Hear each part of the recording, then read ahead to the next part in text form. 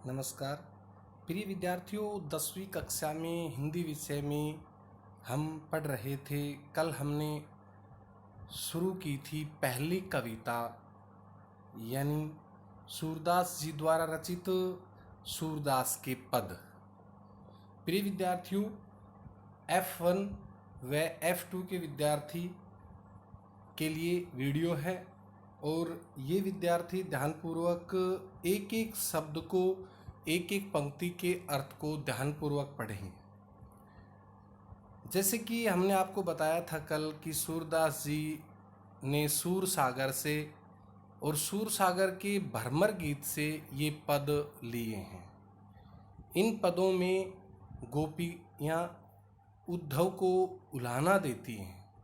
श्री कृष्ण के द्वारा भेजे गए उद्धव गोपियों से कहते हैं कि आप योग साधना को अपना लो, लेकिन गोपिकाएं कहती हैं कि हम तो केवल श्री कृष्ण से प्रेम करती हैं, हम योग साधना को बिल्कुल भी स्वीकार नहीं करेंगी। यहाँ पर प्रिय विद्यार्थियों देखिए, पद हैं और पदों के अंदर विशेषताएं, व्याकरणिक विशेषताएं मैं आपको बता दूं कि सबसे पहले तो ये हमने कल भी आपको बताया था, ब्रज भाषा में हैं। ब्रज भाषा में सूरदास जी द्वारा लिखित हैं।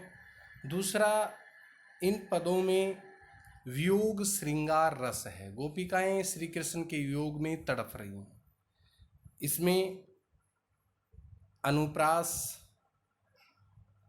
रूपक, अलंकार देखने को मिलेंगे। इसमें माधुर्य गुण है, गेयता का आधार है, यानी कि कविता गाई जा सकती है। गेयता का मतलब गाई जा सकती है। कविता में लाक्षणिकता है, प्रतीकात्मकता है, यानी कि किन्हीं प्रतीकों के माध्यम से कवि समझा रहा है। सूरदास जी श्री कृष्ण भक्त कवि ने क्या समझाया है, एक एक पहरे को हम ध्यानपूर्वक पढ़ेंगे, समझेंगे और इसमें से प्यारे विद्यार्थियों प्रश्न छांटने आते हैं। प्रश्न छांटने का मतलब अर्थ ग्रहण संबंधी प्रश्नोत्तर, साथ में प्रश्न भी आते हैं, अभ्यास के प्रश्न भी आते हैं। वैसे भी आपको मैं बता दूं कि अभ्यास के अलावा प्रिय विद्यार्थियों नए प्रश्न बनते हैं। हमेशा हर पंक्ति में एनसीईआरटी की हर पंक्ति में प्रश्न होता है। तो इस प्रकार आप ध्यानपूर्वक पढ़ेंगे। सबसे पहले कवि ने बताया है कि ये व्यंग्योक्ति है, व्यंग्य शैली है इसमें। और इसमें सबसे पहले कहा है, उद्धव, हे उद्धव तुम तो अति बड़भागी, तुम तो बहुत ही भाग्यशाली हो। यानी कि गोपिकाएं सबसे पहले पहरे में उद्धव से कहती हैं कि हे उद्धव तुम तो बहुत ही भाग्यशाली हो, यानी कि उसको भाग्यशाली कहा। ये व्यंग है, सच में नहीं है। जैसे कि कई बार हमारे पेरेंट्स होते हैं, हम कम नंबर लेके आते हैं तो हमें यूँ कह देते हैं कि आप तो बहुत अच्छे अंक लेके आए, यानी कि वो व्यंग होता है, वो सच में नहीं होता है।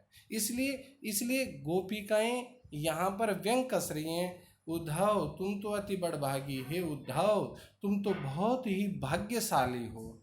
अपरस रहत सने तक गाते, आप तो अपरस अछूता, आप तो सने रूपी धागे से अछूते रहे, आप तो प्रेम रूपी धागे से दूर रहे, अछूते रहे।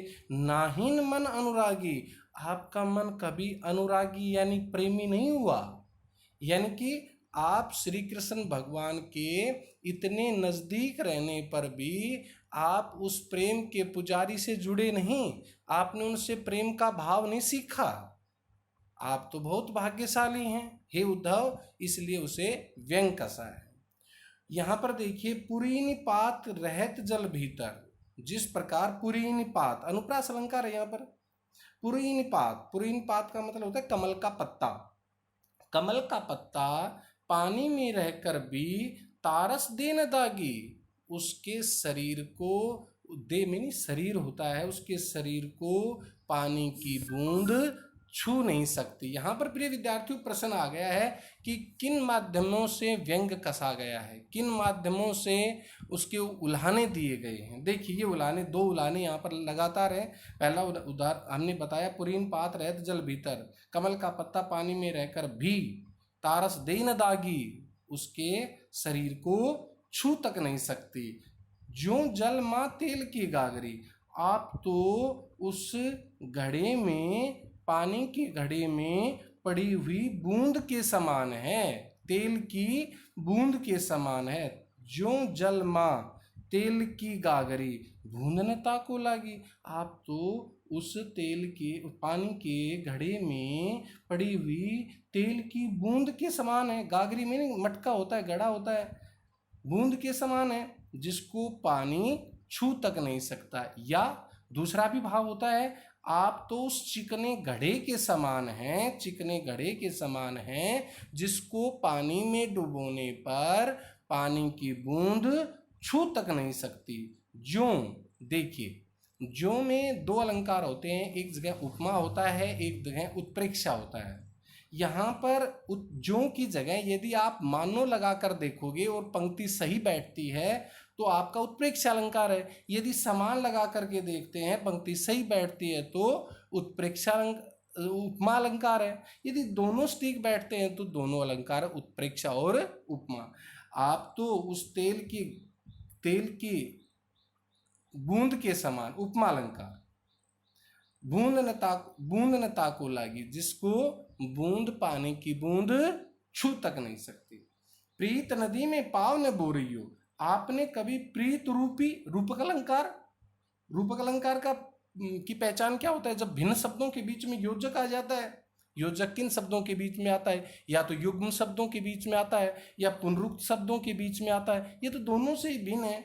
प्रीति नदी, प्रेम की नदी, प्रेम रूपी नदी में पाव न बोरियो, हे उद्धव, आपने कभी प्रेम रूपी नदी में पाव तक नहीं डुबोया। दृष्टि ने रूप परागी, आपकी दृष्टि ने कभी उसको नहीं निखरा, कभी नहीं जाना, कभी नहीं पहचाना, कभी नहीं निरखा, उसको ध्यान से कभी देखा ही नहीं।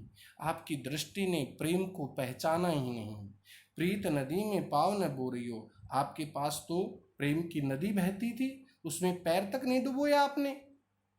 सूरदास अबला हम भूरी, सूरदास जी कहते हैं हम तो अबला, अबला स्त्री को कहते हैं। आज के दौर में नहीं, पहले के दौर में जो स्त्रियां पराधीन होती थी, प्रिय विद्यार्थी, उसे अबला कहते थे। सूरदास जी कहते हैं कि अबला हम भोरी, हम तो गोपिकाएं यानी स्त्रियां भोली भाली हैं। गुड़ चिट्टी जो पागी, फिर ये जो आ गया, हम तो गुड़ के लगी हुई चीटियों के समान हैं। जिस प्रकार गुड़ के चीटियां लगने पर वहीं अपने प्राण त्याग देती हैं, हम उसी प्रकार से श्री कृष्ण के प्रेम से जुड़कर हम वहीं अपने प्राण त्याग देंगी, जबकि हम किसी भी प्रकार से दूसरा भाव या धर्म नहीं अपना सकती।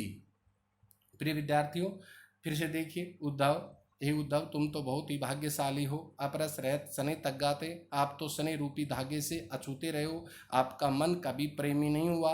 पुरीन पात, जिस प्रकार कमल का पत्ता जल में रहने पर भी उसको पानी की बूंद छू नहीं सकती, या यूँ कह सकते हैं, गोपिकाएं कहती हैं, जिस प्रकार पानी के घड़े में पड़ी हुई तेल की बूंद के समान है, जिसको पानी छू तक नहीं सकता। प्रीत नदी में पाव न बोरियो, आपने कभी प्रेम रूपी नदी में पैर तक नहीं डबोया। आपकी दृष्टि ने रूप परागी, आपकी दृष्टि ने उसे कभी जांचा नहीं, परखा नहीं। सूरदास जी कहते हैं कि गोपिकाओं ने उद्धव से कहा, हे उद्धव, हम तो स्त्रियां भोली भाली हैं, हम तो उस गुड़ के लगी हुई चिट्टियों के समान हैं, गुड़ की लगी हुई चिट्टियों के समान हैं। जिस प्रकार गुड़ के एक बार चिट्टी लगने पर अपने प्राण वहीं त्याग देती हैं, उसी प्रकार हम श्री कृष्ण के साथ लग करके कभी भी उसको छोड़ नहीं सकते। इस प्रकार प्रिय विद्यार्थियों, इसमें से प्रश्न भी बनते हैं, बड़भागी किसे कहा है और क्यों कहा गया है? बड़भागी किसे कहा गया है? देखिए, गोपियों ने उद्धव को बड़भागी कहा है, क्योंकि उद्धव को बड़भागी कहा है क्योंकि वे श्री कृष्ण के साथ रहकर भी उनके प्रेम के बंधन में बंध नहीं पाए। श्री कृष्ण ने प्रेम करने के कारण ही गोपियां उनकी वीराग्नि में जल रही थी। क्यों कहा ऐसा? क्योंकि उनकी वीर अग्नि में जल रही थी। एक समय दे करके गए थे कि मैं जब तक आऊंगा तब तक नहीं आए। उद्धव को इस पीड़ा की अनुभूति नहीं हुई, इसलिए उसने कभी प्रेम की पीड़ा की अनुभूति को सहन ही नहीं किया, देखा ही नहीं, अपने मन में कभी उतारा ही नहीं। इसलिए प्रिय विद्यार्थियों, यहाँ पर उद्धव को बड़भागी का है। दूसरा जैसे प्रश्न बन सकता है, अनेकों प्रश्न बनेंगे आपके लिए इसमें से पैरे में से प्रश्न छांटने के लिए।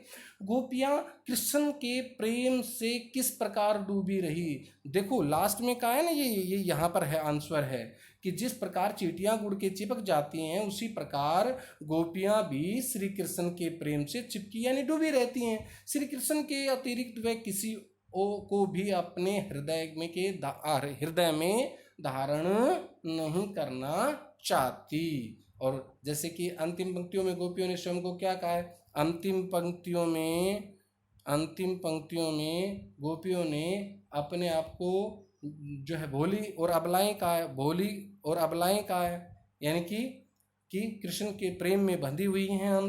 हम तो उद्धव की भांति ज्ञानी नहीं है, लेकिन हम किसी दूसरे से प्रेम नहीं करते। हमारा तो ज्ञान, हमारा तो प्रेम केवल श्री कृष्ण तक ही सीमित रहेगा, हम और कहीं प्रेम नहीं कर सकते। इस प्रकार प्रिय विद्यार्थियों, यहाँ पहला पैरा, हमारा पहला पद संपूर्ण होता है। दूसरे पद में आते हैं हम, और देखिए दूसरे पद के अंदर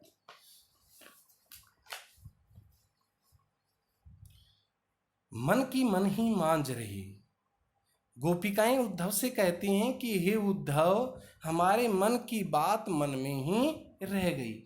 मन की मन ही मांझ रही, मन की बात मन में ही रह गई। यानी कि कहने का अभिप्राय है, जो बातें हम अपने प्रेमी श्री कृष्ण को कहना चाहती थी, वह बातें हम और किसी को नहीं कह सकती। इसलिए हमारे मन की जो बातें हैं, वीर अग्नि की जो बातें हैं, वियोग की बातें हैं, वो तो हम श्री कृष्ण को ही कह सकती हैं।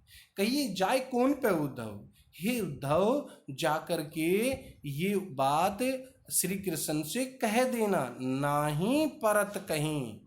अभी तक हमारे मन पर कोई परत नहीं जमी है। अर्थात हमारा मन तो जैसे पहले था वैसे ही आज श्री कृष्ण को चाहने वाला है, उसके मन पर कोई परत नहीं आई है। अवधि आधार आसावन की तन मन बिठा सही। गोपिकाओं ने उद्धव से कहा, अनुप्रास अलंकार का उदाहरण देखिए, यहाँ पर अनुप्रास अलंकार का उदाहरण है। अवधि आधार आसावन की, उनके आने की अवधि को आधार मानते हुए, उनके आने की अवधि को आधार मानते हुए हमने तन और शरीर और मन में विथा पीड़ा बहुत सहन की। यानी कि हम चाह रही थी श्री कृष्ण अवश्य आएंगे, लेकिन श्री कृष्ण बहुत दिनों तक अभी तक नहीं आए हैं। इसलिए हमने उनकी याद में, उनके वियोग में, अपने शरीर में और अपने मन में बहुत सारी पीड़ाओं को सहन किया। आगे देखिए, अब इन योग संदेश ने सुन श्री कृष्ण जी उद्धव से गोपिकाएं कहती हैं, अब इन योग के संदेशों को सुन। पुनरुक्ति प्रकाश अलंकार, देखो बीच में योजक है पुनरुक्त शब्द, इन्हें प्रिय विद्यार्थियों पुनरुक्त शब्द भी कहते हैं। युग्म शब्द में जैसे माता पिता भाई बहन दोनों शब्द अलग अलग होंगे, लेकिन युग्म शब्द छांटिए, पुनरुक्त शब्द छांटिए, ये पुनरुक्त है। सुनी इसको पुनरुक्ति प्रकाश अलंकार कहते हैं। तो देखिए, अब इन योग संदेश सुन, अब इन योग के संदेशों को सुन करके वीरहीनी विरह दही। वीरहीनी कौन? गोपिकाएं। वीर से व्याकुल वीरहीनी, वीर ऐसे जो व्याकुल है उनको वीरहीनी का है। वीरहीनी विरह दही, वीरहीनियों की दशा विरह से दहक उठी। दही में नहीं जलना, दहक उठी, ब्रज भाषा है इसलिए। अब इन योग संदेश सुन वीरहीनी विरह दही। अब इन योग के संदेशों को सुन करके वीरहीनियों की, गोपिकाओं की दशा विरह से बहुत बुरी हो गई, अर्थात जलने लग गई। चाहती हुती गुहार जीते थे, जहाँ से हम ये हुती में थी, जहाँ से हम ये गुहार लगा रही थी, आशा कर रही थी, चाह रही थी, उत्तय धार बही, वहाँ से विपरीत धारा बह गई।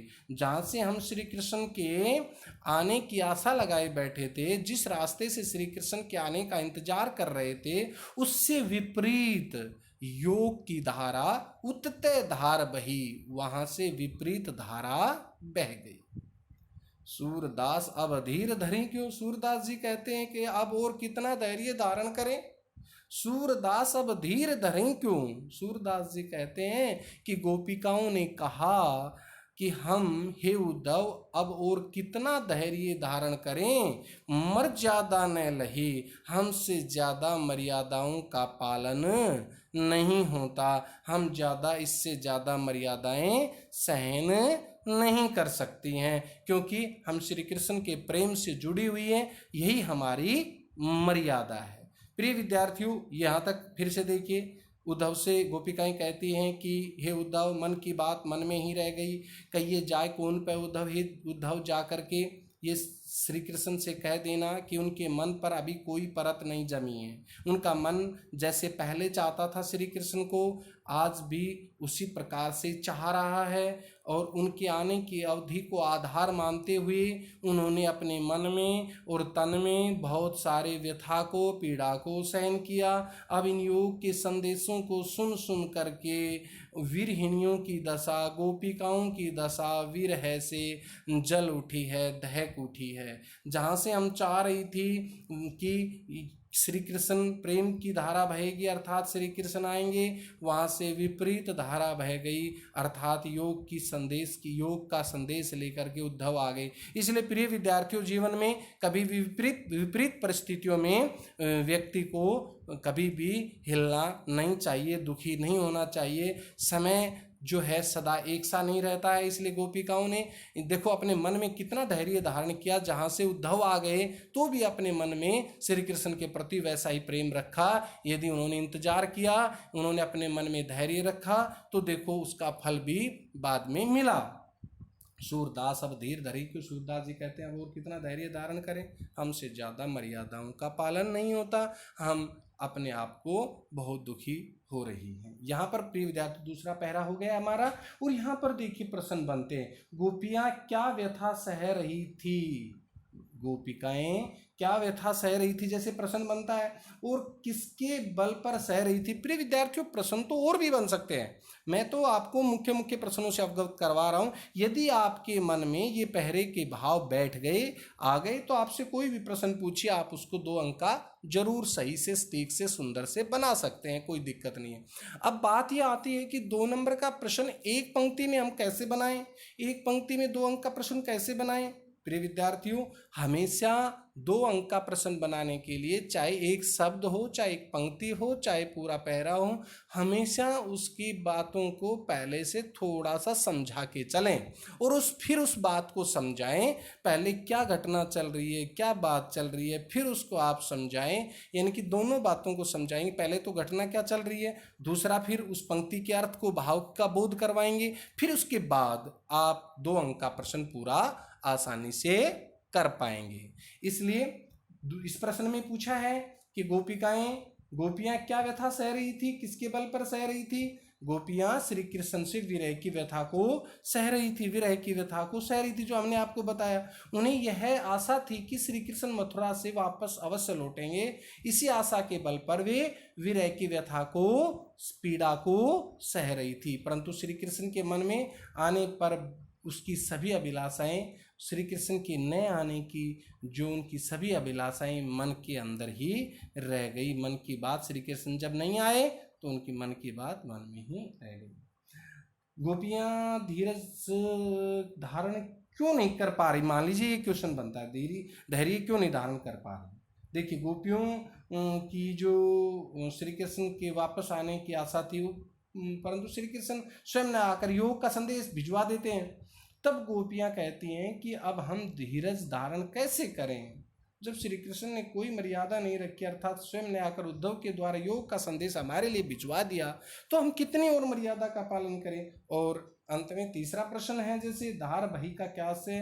धार बही का आशय है कि जैसे कि आपको हमने बताया था, ये रही कि धार बही, यानी कि जहाँ से वो प्रेम की धारा चाह रही थी, यानी कि वहाँ से विपरीत, यानी कि धार बहिकात से योग की धारा बहना, गोपियां जिधर से श्री कृष्ण की को पुकारती थी उधर से योग की धारा बहती हुई चली आती है। प्रिय विद्यार्थियों, इस प्रकार से हमारे 2 पहरे आज हुए हैं। अगले वीडियो में हम 2 पहरे करेंगे। आप ध्यानपूर्वक पढ़ें, समझें और हम जल्दी अपना सिलेबस करवाएंगे। आप साथ साथ में प्रश्न भी, उत्तर भी, कठिन शब्द भी, शब्दार्थ भी साथ साथ लिखते रहिए।